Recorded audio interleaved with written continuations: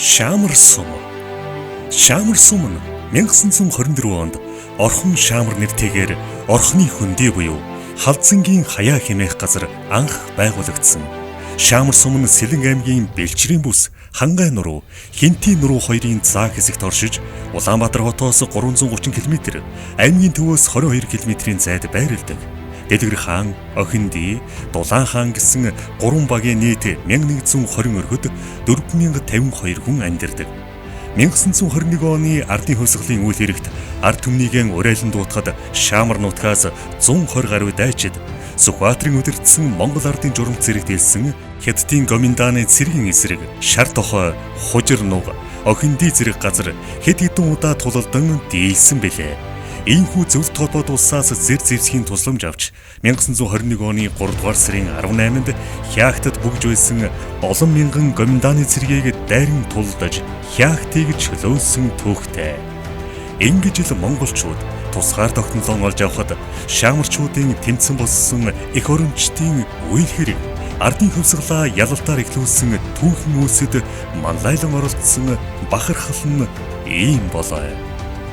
Ээж мод Хайлаастын хурлын туйр зэрэг түүхэн газар Партизан цэргийн хөшөө төр нийгмийн нэр зүтгэлтэн Бомд сэнд тэжээлийн аж ахуйн анхны дарга Сүрэн ухнаагийн хөшөө Шаамар 90 жил зөвгийн үр хөшөө Орхон Ерөө голын ай савууд Дэлгэр хаан Дулаан хаан Бүрэг толгой Тужийн нарс зэрэг байгалийн үзэсгэлэнт газруудтай түүх турсгалын өлгий болсон нутаг юм а. 1956 онд Шаамар суманд жимс жимсгний эрдэм шинжилгээний туршилт станцыг Монголын шинжлэх ухааны академийн харьяанд байгуулах тухай засгийн газрын шийдвэр гарч 8 га газарт Сибирь нутгийн Өлчир дүү, Ургад сайтай үрд, Яст жимс, жимсгний 40 гаруй сортыг тарьж ургуулах, нутагшуулах туршилтын ажил эхэлсэн. Монголын байгаль цаг хуурцад тохирч ургасан алюминий 1 модноос дунджаар 30 кг, дээд тал нь 151 кг жимс хурааж байсан түүхтэй. 1959 онд зөвлөлт холбоот улсаас 50 бүл зүгийн авчран Шаамар суманд амжилттай үржүүлж нутагшуулсан бөгөөд цаашлаад 1960, 1961 онуудад цагаан толгойн сангийн аж ахуй, Хинтий хөдөлмөр нэгдэлд 150 бүл зүгийг нутагшуулан туршуулсан. Анхарч байсан цөөхөн бүл зүгийн хэдхэн жилийн дараа 20 гаруй газарт байрладаг 2000 гаруй нисдэг сүрэг болон өргөжсөн гэдэг.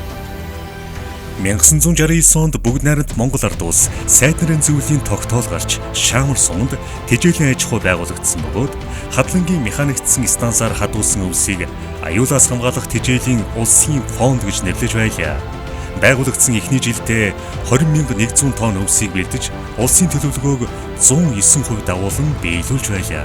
Энэ мэтчлэн шургуу ажиллаж улс орондоо эхий хийж бүтээн болцшгүй аюулаас мал 5 эрдэнэ хамгаалж Монголдо Шаамарын тэжээлийн аж ахуй гэсэн нэрээр алдаршиж байлаа.